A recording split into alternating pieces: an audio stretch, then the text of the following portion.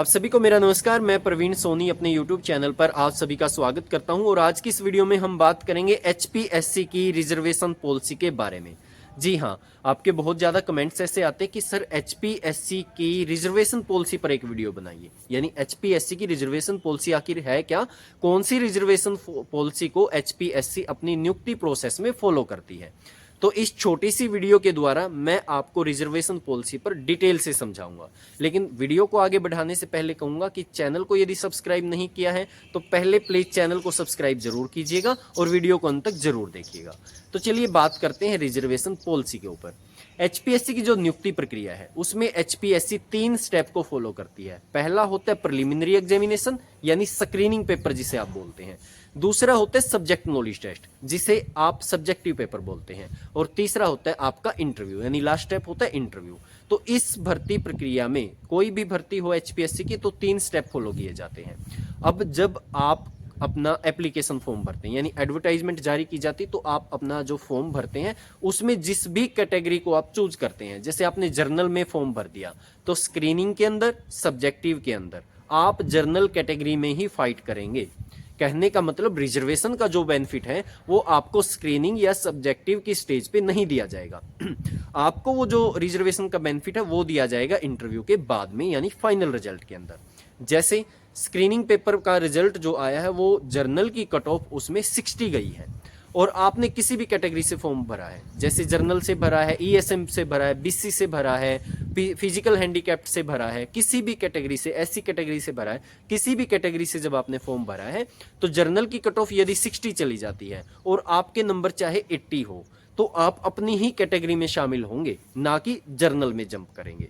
SC में आपके number चाहे 80 है चाहे 70 है, 60 से कितने भी ऊपर है यानी जर्नल के नंबर से ऊपर या उसके बराबर हैं तो भी आप अपनी कैटेगरी में होंगे पहले पेपर यानी फर्स्ट स्टेप स्क्रीनिंग पेपर के रिजल्ट में। इसके बाद एचपीएससी स्क्रीनिंग पेपर के मार्क्स कहीं नहीं जुड़ते, लेकिन इसके बाद जो टॉप के कैंडिडेट होते हैं उनका 4 गुना कैंडिडेट को एचपीएससी सब्जेक्ट नॉलेज टेस्ट यानी सेकंड स्टेप के अंदर बुलाती है।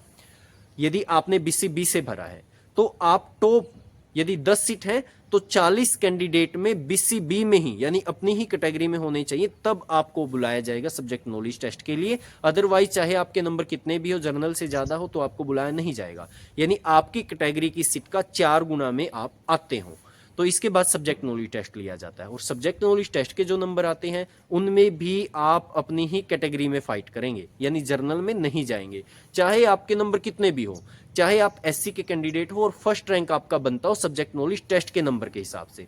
यानी सब्जेक्ट नॉलेज टेस्ट में चाहे आप पहले नंबर पे हो, आप एससी से बिलोंग करते हो तो भी आप एससी में ही रहेंगे, जर्नल के अंदर जंप नहीं करेंगे। अब आता है आपका इंटरव्यू जो कि होता है 12.5 का। तो 12.5 नंबर में से जितने भी आपको मिलते हैं वो नंबर और सब्जेक्ट नॉलेज टेस्ट के नंबर दोनों को जोड़ करके फाइनल रिजल्ट बनाया जाता है और इस फाइनल रिजल्ट में आपको रिजर्वेशन का बेनिफिट दिया जाएगा। यानी कि फर्स्ट स्टेप पे नहीं दिया जाएगा, सेकंड स्टेप पे नहीं दिया जाएगा और थर्ड स्टेप जो है इंटरव्यू, उसके बाद जो फाइनल नंबर आपके बनते हैं सब्जेक्टिव और इंटरव्यू के जोड़ के, वहां पर आपको जो रिजर्वेशन का बेनिफिट है वो दिया जाता है।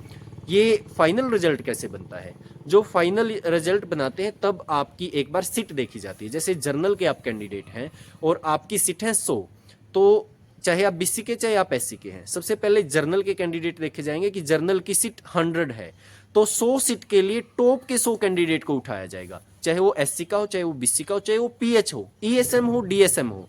आपके जो ओवरऑल रैंक जिनकी 100 बनती है यानी टॉप के जो 100 बच्चे हैं उनको पहले जर्नल की सीट पे भरा जाएगा, यानी आप जर्नल के अंदर जंप कर जाएंगे सिंपली मैं कहूँ तो।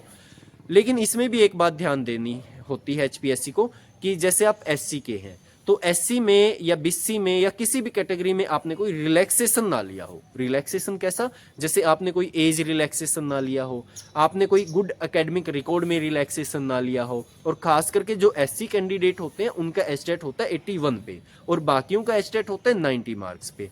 तो 90 मार्क्स से कम पे एस्टेट यदि आपका है यानी एससी कैटेगरी में आपने एस्टेट पास किया है तो भी आपको जर्नल के अंदर जंप नहीं करवाया जाता, तो भी आप अपनी ही कैटेगरी में रहते हैं।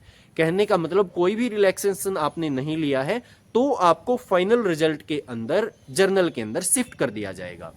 और बाकी के जो उसके बाद के बचते हैं वो जर्नल के अंदर चले जाते हैं, और उनकी कैटेगरी में जो बाकी के होते हैं वो ऊपर आ जाते हैं। यानी कि कहने का मतलब आपको जो रिलैक्सेशन है वो फाइनल स्टेज यानी कि फाइनल रिजल्ट के अंदर दिया जाएगा। लेकिन जब रिजल्ट बनाया जाता है, जैसे 100 सीट हो गई जर्नल की, तो एचपीएससी एक बात का ध्यान और देती है, और वो है फीमेल रिजर्वेशन का। आपको पता ही है एडवर्टाइजमेंट के अंदर लिखा होता है कि 33% जो रिजर्वेशन है वो फीमेल को दिया जाएगा, और वो भी हॉरिजेंटल दिया जाएगा, यानी कि अपनी अपनी कैटेगरी में। तो जर्नल की जब 100 सीट के लिए 100 बच्चों को उठाया, टॉप के 100 बच्चों को जिन्होंने रिलैक्सेशन नहीं लिया है, तो उसमें से ये देखा जाएगा कि क्या 33 महिलाएं इसमें शामिल हो गई हैं। यदि 33 महिलाएं शामिल हो गई तो कोई इशू नहीं है। चाहे अगली जो आगे बाकी के बच गए 100 में से 33 घटा के, तो उसमें चाहे मेल हो चाहे फीमेल हो, कोई इशू नहीं है, टॉप के बच्चे होने चाहिए।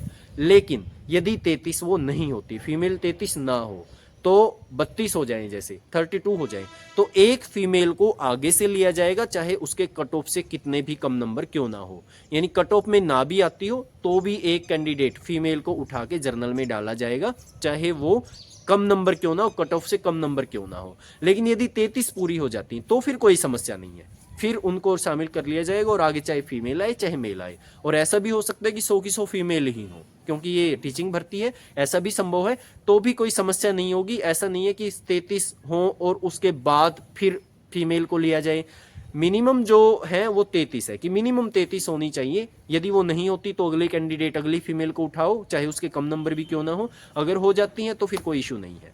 तो इस तरीके से एचपीएससी अपना रिजल्ट बनाती है, और ये बीसी में भी होता है। फीमेल को 33% बीसी कैटेगरी में, और जो दूसरी कैटेगरी एससी, उनमें भी दिया जाता है रिजर्वेशन। तो ये होती है आपकी रिजर्वेशन प्रोसेस, और मैंने पूरी कोशिश की है कि आपको इजी वे में इसको समझाऊं, और उम्मीद करता हूं कि आपको ये समझ आ भी गई होगी। यदि फिर भी आपका कोई प्रश्न बनता है तो कमेंट बॉक्स में ज़रूर लिखिएगा, उसका जवाब मैं ज़रूर दूंगा।